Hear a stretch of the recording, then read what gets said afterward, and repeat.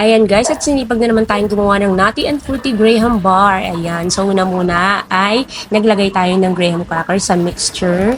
Pagkatapos yan, halu-haluin mo lang. At yan, maglagay ka na rin ng cream o.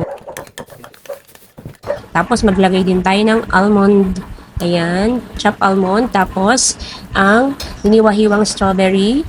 Ayan, at pwede na nga ito. Tignan nyo. Isasalin na natin siya dito. Ayan, ito nga pala mayroon ng graham crackers sa ilalim at mayroon na ring mangga. Ayan, nalagay na natin ang ating mixture.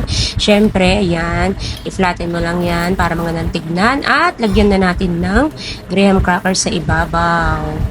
So, gumawa pa nga rin pala ako ng isa guys. Ayan, ito naman, mixture lang ng gatas. At lagyan ko lang ng nuts sa ibabaw. Yan ay walnuts. Pagkatapos ay naglagay ulit ako ng cream o. Ayan. Dinurog na cream o yan, guys.